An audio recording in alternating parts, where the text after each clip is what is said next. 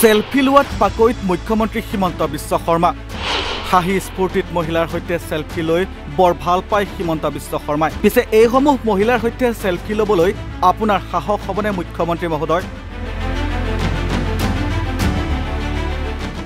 এইসকল দৰিদ্ৰ মহিলাৰ কথা ভাবিবলৈ আপোনাৰ সময় হ'বনে মই একেবাৰে দুখীয়া পৰিয়ালৰ তিৰোতা মোৰ এটা ল'ৰা আছিল সি কেঞ্চাৰ ৰোগত ঢুকালে এতিয়া মানুহজনো অসুখীয়া মই 830 টকাৰ পৰা মই অৰুণোদয় পোৱা মোৰ নিচিনা মানুহক কাটি দিছে ৰাজ্যৰ দৰিদ্ৰ পৰিয়ালৰ মহিলাসকলক আৰ্থিক সকাহ দিয়াৰ লক্ষ্যৰে চৰকাৰে আৰম্ভ কৰা অৰুণোদয় আঁচনিৰ দ্বিতীয় সংস্কৰণৰ ধন ইতিমধ্যে মুকলি কৰি দিছে ৰাজ্য চৰকাৰে এই আঁচনিৰ ধন লাভ কৰা মহিলাসকলৰ মুখত বিৰিঙিছে হাঁহি কিন্তু আঁচনিৰ ধন লাভ নকৰা দৰিদ্ৰ পৰিয়ালৰ মহিলাসকলৰ মনত অসন্তুষ্টি চকুত চকুলো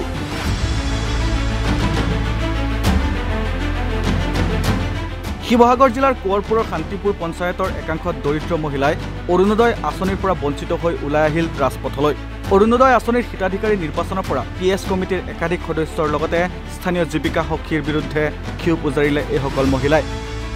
যোগ্য হিতাধিকাৰীক বঞ্চিত কৰি চৰকাৰী নিৰ্দেশনা উলংঘা কৰি আৰ্থিকভাৱে সবল পৰিয়ালৰ মহিলাক হিতাধিকাৰী হিচাপে নিৰ্বাচিত কৰা হৈছে বুলি অভিযোগ এইসকল মহিলাৰ আমাৰ মানে পিএছ কমিটি এখন গঠন কৰা হৈছিল অৰুণোদয় হেৰিয়াত তাত মানে আমি 3জন মানুহ আছিলোঁ তাৰপৰা প্ৰণৱ শইকীয়া তাৰপিছত আৰু অনিল শইকীয়া আমি 3জনে পিএছ কমিটিত আছিলোঁ তাৰপিছত থকাৰ পিছত আমি ফৰ্ম অলৰেডি আমি ডকুমেণ্টছখিনি তুলিলোঁ তোলাৰ পিছত মানে কেতিয়া ফৰ্ম আহিলে মই সিমানটো নাজানো মোক কোনো জনোৱা নাই আৰু যিখিনি মানুহৰ লিষ্ট মানে বিচাৰিলে তেতিয়া মই তাত দিলোঁ লিষ্টখন এতিয়া সেই লিষ্টৰ মতে কোনো নাম নাই অহা মানে তাৰপিছত মই মানে কালি পঞ্চায়তলৈ মানুহখিনি লৈ গ'লোঁ লৈ যোৱাত জীৱিকা সখী বাইদেউক ফোন কৰিলোঁ অলৰেডি মই গম পালোঁ মানে জীৱিকা সখীয়ে যে এইটো কাম কৰিলে তাৰপৰা ফোন কৰিলত মই তেতিয়া সুধিলোঁ যে বাইদেউ আপুনি কেলৈ আনিলে এইটো মোক কেলৈ নজনালে মইতো পিএছ কমিটিত আছোঁ বোলে সেইটো তোৰ দৰকাৰ নাই আমাক হেৰি কোৰ্টৰ পৰা হেৰি দিছে সেই বুলি ক'লে DC অফিচৰ পৰা দিছে বুলি ক'লে DCয়ে দিছে এতিয়া বিধৱাই নাই পোৱা বিকলংগই নাই পোৱা অবিবাহিতে নাই পোৱা তেনেকুৱা বহুত থাকি গ'ল আৰু বহুতখিনি থাকি গ'ল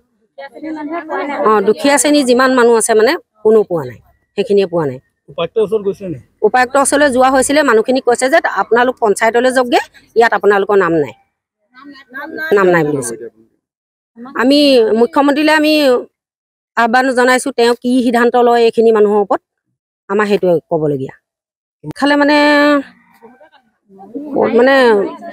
বহুতই নাই মানে বহুতো নাই বেছিকৈ অবিবাহিতা বিকলংগ এইখিনি মানুহৰ নাই মানে এতিয়া পালে মানে ধনী শ্ৰেণী পাইছে বুলি কোৱা শুনিছোঁ এতিয়া মানুহখিনি মুখত নতুনকৈ সেইদিনাখনি আমি তালৈ গ'লোঁ পঞ্চায়তলৈ গ'লোঁ পঞ্চায়তত কৈছে যে আপোনালোকে এইখিনি কি বুলি কয় আকৌ DC অফিচলৈ যাওক আমি বাৰম্বাৰ সেইটোকে কৰিম নি আমি যদি চলিবলৈ আমাৰ পইচা নাই 1200 টকা কাটি দিছে আমি পইচা পাম ক'ত আমি কেনেকৈ যাম DC অফিচলৈ যাবলৈতো পইচা আমাক দৰকাৰ হ'ব এই অবিবাহিতা ছোৱালীক কাটিছে বিধৱা মানুহক কাটিছে বিকলাংগক দিয়া নাই কাক দিছে ধনী শ্ৰেণী মানুহক দিছে নি মই বাৰম্বাৰ তেওঁক কি বুলি কয় মুখ্যমন্ত্ৰী ডাঙৰীয়াক অনুৰোধ কৰিছোঁ ৰাজপথত এই প্ৰতিবাদ সাব্যস্ত কৰি হিতাধিকাৰী নিৰ্বাচনত হোৱা অনিয়মত মুখ্যমন্ত্ৰীক হস্তক্ষেপ কৰিবৰ বাবে অনুৰোধ জনাইছে মহিলাসকলে মই একেবাৰে দুখীয়া পৰিয়ালৰ তিৰোতা মোৰ এটা ল'ৰা আছিল সি কেঞ্চাৰ ৰোগত ঢুকালে এতিয়া মানুহজনো অসুখীয়া মই 830 টকাৰ পৰা মই অৰুণোদয় পোৱা মোৰ নিচিনা মানুহক কাটি দিছে গতিকেলৈ মই মুখ্যমন্ত্ৰী মহোদয়লৈ মই আহ্বান জনাইছোঁ যে আপুনি দয়া কৰি মোৰ লগতে ৰাইজকো যেন এইখিনি অকণমান আপুনি কথা সেইটো গুৰুত্ব দিয়ে গোটেইসকল মহিলা অৰুণোদয় পোৱা নাই কোনো ইয়াত চৰকাৰী বেচৰকাৰী চাকৰিয়াল নহয় তেওঁলোকে সম্পূৰ্ণ অৰুণোদয়টো পাব লাগে এতিয়া এওঁলোক নোপোৱাৰ কাৰণে মই বেয়াও দুখ লাগিছে কাৰণ মই ৱাৰ্ড মেম্বাৰৰ ৱাইফ হওঁ তেওঁলোকৰ প্ৰত্যেকটো খবৰে জনায় কিন্তু আমাৰ ৱাৰ্ডৰ ফালৰ পৰা গোটেই কাগজ পত্ৰবোৰ পঞ্চায়তত দিলোঁ সেই পঞ্চায়তৰ কাগজ পত্ৰবোৰ লুট নহয় কোনো দিন আমি কথাবোৰ গম পাওঁ তাৰপৰা যিসকলে পাব লাগে বা নেলাগে সেইসকলেতো সদায় ধনীখিনিয়ে পাই আহিছে অৰুণোদয় আমাৰ পঞ্চায়তৰ এইবাৰ প্ৰথম এনেকুৱা এটা ঘটনা ঘটিছে যে মিডিয়া আহিবলগীয়া হৈছে অৰুণোদয়ৰ কাৰণে। এতিয়া যিসকল অৰুণোদয় আঁচনি নাই পোৱা গোটেইসকল মহিলাকে অৰুণোদয় মুখ্যমন্ত্ৰী ডাঙৰীয়াই দিব লাগে, মই তাকে অনুৰোধ কৰিছোঁ। আৰু যিসকলে অৰুণোদয় বাছি বাছি কাটিবলগীয়া হৈছে সেইসকলৰ যাতে মনত খুব দুখ লাগক যে এনেকুৱা মানুহ এখিনি কাটিবলৈ পায়, মনৰ অশান্তিটো হেৰি হওক। আমি দুখ কৰিছোঁ যে বেয়াও লাগিছে মানুহখিনিক দেখি, সদায় ফোন কৰে কি হৈছে, ৱাৰ্ড মেম্বাৰহেঁতে কি কৰিছে। আমাৰ প্ৰথম সোমাইছে, আমি আঁচনিটো মানে তেওঁ পঞ্চায়তত কৰিব পৰা নাই, চব মানে কাগজ পত্ৰ দিওঁ নাম নাহে, কাগজ পত্ৰ দিওঁ নাম নাহে। মই নিজেও মানে 7-8বাৰলৈকে 19 চনৰ পৰা দিছোঁ, এবাৰো পোৱা নাই। সেইবোৰ কথা এতিয়া কি ক'ম, এতিয়া গোটেই মহিলাসকলৰ পৰা আপোনালোকে এটা এটাকৈ বাক্য লওক। কোনখিনি মহিলা মানে আমাৰ এতিয়া ইয়াত দুখীয়া শ্ৰেণী গোটেইখিনি মহিলা আছে, কোনো চৰকাৰী আঁচনি নাই। কোনোবাই মানুহজনে মিস্ত্ৰী কৰে, কোনোবাই হাজিৰা কৰে, সেইখিনি মানুহে পোৱা নাই। এতিয়া